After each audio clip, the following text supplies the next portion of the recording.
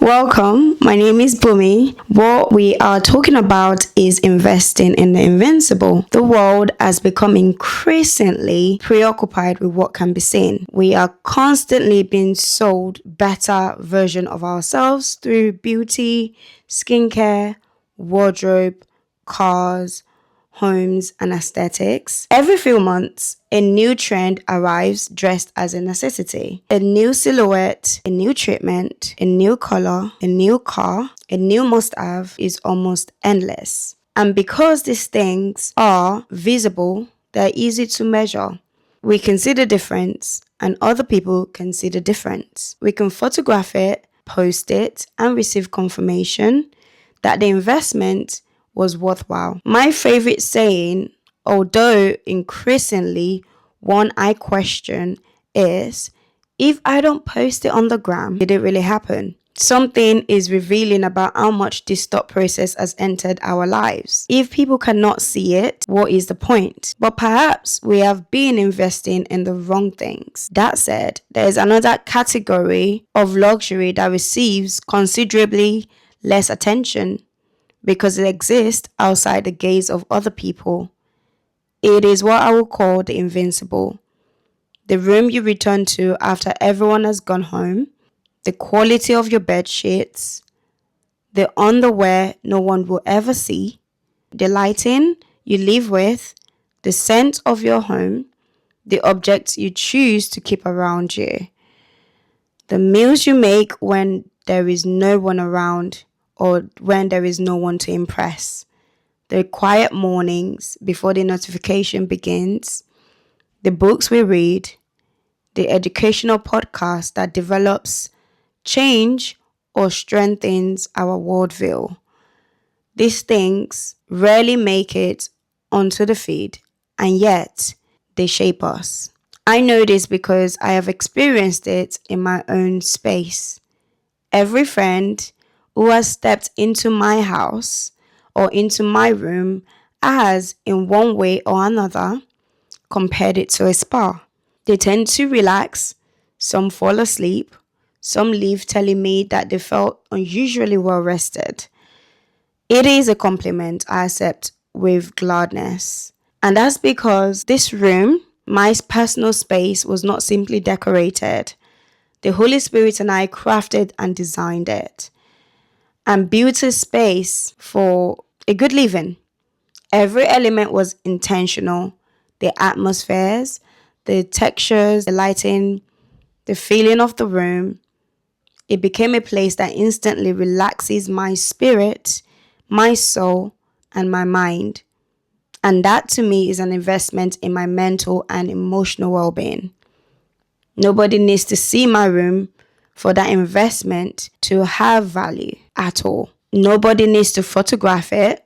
Nobody needs to compliment it. It does its job by simply allowing me to exist differently whenever I'm inside it. That is what I mean when I talk about investing in the invincible. We have become very good at curating the exterior while neglecting the infrastructure underneath it.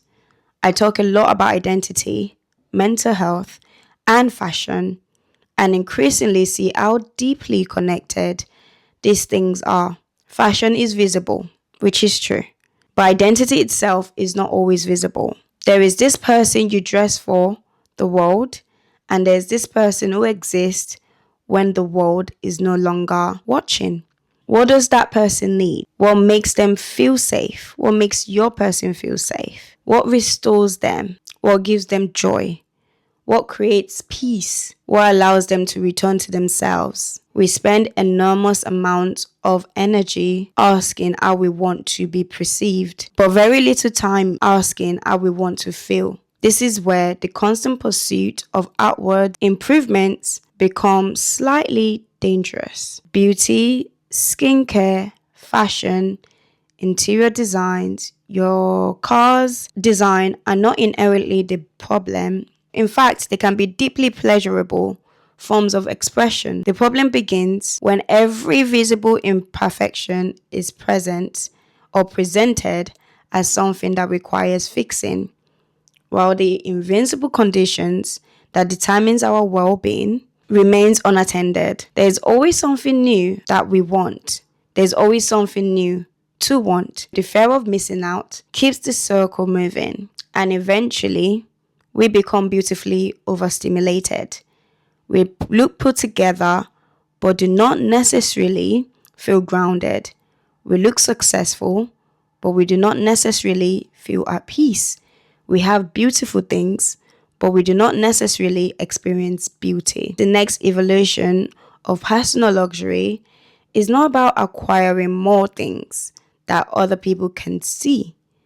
It is about investing in the things that they cannot see. Invest in the room, invest in the bed you sleep in, invest in the underwear that makes you feel good, even though nobody will see it. Invest in the meal you prepare for yourself. Invest in the scent that changes the atmosphere of your room and of your home. Invest in the quiet. Invest in the rituals that return you to yourself. Invest in the parts of your life that will never become content. Because the invincible is not insignificant simply because it is unseen. Your environment influences your state of mind. Your private rituals influences your emotional well-being. What you sleep in, sit on, wake up to, return to every evening quietly shapes the quality of your life. There's a difference between designing a life that photographs well and designing a life that feels good to live. One is built for observation, the other is built for inhabitation.